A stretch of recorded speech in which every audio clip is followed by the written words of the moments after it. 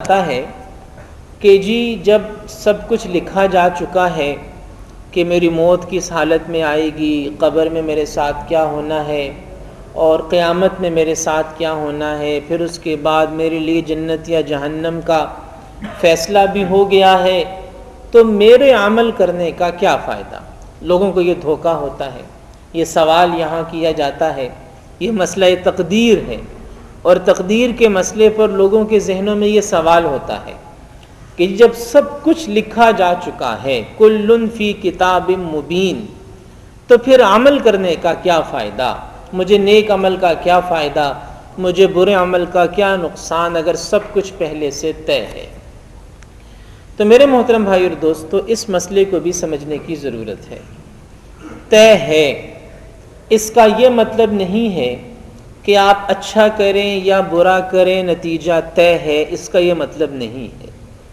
اس کا مطلب یہ ہے کہ اللہ تو جانتا تھا، اللہ کے لیے ماضی حال مستقبل برابر ہیں، اللہ جانتا تھا کہ جب اس بندے کو دنیا میں بھیجا جائے گا، جب یہ دنیا میں آئے گا، اسے شعور ملے گا، تو اس کے سامنے دونوں راستے ہوں گے۔ قرآن کہتا ہے دونوں راستے دکھائے، وَهَدَيْنَاهُ النَّجْدَيْنِ، دونوں راستے دکھائے، فَأَلْهَمَهَا فُجُورَهَا وَتَقْوَاهَا، اچھائی کا راستہ بھی برائی کا راستہ بھی، فَمَنْ شَاءَ فَلْيُؤْمِنْ وَمَنْ شَاءَ فَلْيَكْفُرْ، ایمان کا راستہ بھی کفر کا راستہ بھی۔ اللہ رب العزت جانتے تھے کہ دنیا میں جانے کے بعد اسے شعور ملے گا اور اسے اختیار ملے گا، یہ اللہ کے علم میں ہے۔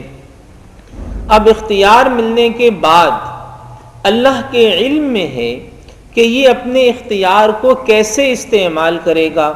وہ جو اختیار اس کو ملا اچھائی اور برائی کے راستے کا، یہ اچھائی کے راستے کو اختیار کرے گا یا برائی کے راستے کو اختیار کرے گا۔ اگر اچھائی کے راستے کو اختیار کرے گا تو اللہ کے علم میں ہے کہ اچھی موت ملے گی، اللہ کے علم میں ہے کہ قبر بھی اچھی ہوگی، اللہ کے علم میں ہے کہ قیامت کا دن بھی اس کا خیر سے گزر جائے گا، اور اللہ کے علم میں ہے کہ جنت میں بھی جائے گا۔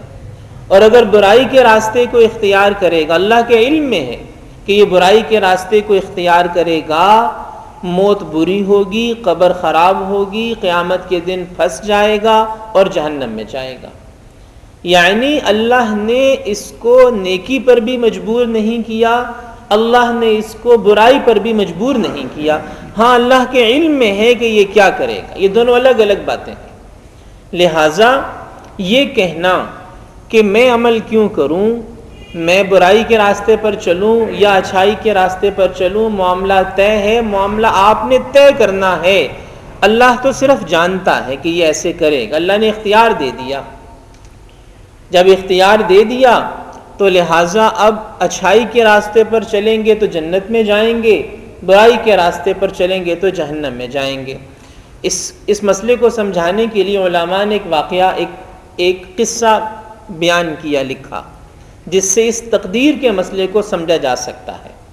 کہتے ہیں کہ ایک آدمی ایک خربوزوں کے کھیت میں گھس گیا اور خربوزے کھانے لگا، خراب کرنے لگا، کھانے لگا چوری کر کے۔ اتنے میں وہ آ گئے، پہرے دار آ گئے، مالک آ گیا اور اسے کہا کہ بھئی تم کیوں خربوزے کھا رہے ہو؟ کہنے لگا کہ میرے مقدر میں لکھے تھے اس لیے کھا رہا ہوں، یہ تو میرے مقدر میں تھے، میری تقدیر میں لکھے تھے، میں نے کھا لیے۔ تو اس باغ کے مالک نے کہا کہ تم نے اپنی تقدیر کا صرف پہلا صفحہ پڑھا، تم سے غلطی ہوئی کہ تم نے دوسرا صفحہ نہیں پڑھا۔ دوسرے صفحے پر یہ لکھا تھا کہ خربوزے کھانے کے جرم میں تمہیں ڈنڈے بھی کھانے پڑیں گے، اب تیار ہو جاؤ۔ اب انہوں نے اس کی پٹائی کی کہ تم ایک صفحہ پڑھ کے آگے تقدیر کا دوسرا تو پڑھتے کہ خربوزے کھانے کے بعد پٹائی بھی تمہارے مقدر میں لکھی ہوئی تھی۔ اب کہنے کو تو یہ ایک واقعہ ہے، لطیفہ ہے، لیکن اس پہ غور کریں تو اس میں تقدیر کا پورا مسئلہ چھپا ہوا ہے کہ یہ تو آج کا انسان بڑے آرام سے کہہ دیتا ہے جی میرے مقدر میں جو لکھا ہے بس وہ لکھا جا چکا، اب نماز کیوں پڑھوں، اب ذکر کیوں کروں، اب اچھے کام کیوں کروں، اب حلال کیوں کھاؤں، اب حرام کیوں نہ کھاؤں۔ تو ٹھیک ہے، اگر آپ نے اپنے لیے اسی کو چنا ہے تو پھر اگلا صفحہ بھی دیکھ لیجئے کہ جہنم کی دہکتی ہوئی آگ بھی پھر آپ کی تقدیر میں ہی لکھی ہوئی ہے۔ تو جو عمل ہم یہاں کرتے ہیں وہ اپنے اختیار سے اللہ صرف جانتا ہے، اللہ مجبور نہیں کرتا، یا اللہ نے انسانوں کو بس تقسیم نہیں کیا کہ بس یہ آدھے جنتی آدھے جہنمی۔ اللہ نے انسان کو اختیار دیا ہے۔ تقدیر کے اندر دو چیزیں ہیں۔ جب ہم اس دنیا میں آتے ہیں تو اللہ نے جو ہماری تقدیر لکھی ہے اس کے دو پہلو ہیں۔ کچھ معاملات کے بارے میں ہم مجبور ہیں، اس میں ہمارا بس نہیں چلتا، اور کچھ معاملات کے بارے میں اللہ نے ہمیں اختیار دیا ہے۔ مجبور ہم اپنی پیدائش کے بارے میں مجبور ہیں، یعنی اس میں ہمارا کوئی اختیار نہیں، حتیٰ کہ ہمارے ماں باپ کا بھی اختیار نہیں ہے۔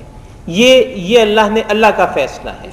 اس دنیا میں آئے، اب زندگی کتنی ہوگی، موت کب آئے گی، کیسے مریں گے، اس پہ بھی ہمارا کوئی اختیار نہیں ہے۔ رزق کتنا ملے گا، کیسے ملے گا، ہمارا کوئی اختیار اس پہ نہیں ہے۔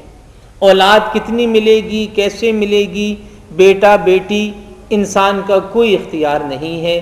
ان چیزوں کے بارے میں تو ہم مجبور ہیں، لیکن جہاں تک عمل کی بات ہے، جہاں تک گناہ کی بات ہے، جہاں تک نیکی کی بات ہے، قرآن یہ کہتا ہے کہ آپ مجبور نہیں ہیں۔ فَمَنْ شَاءَ فَلْيُؤْمِنْ وَمَنْ شَاءَ فَلْيَكْفُرْ۔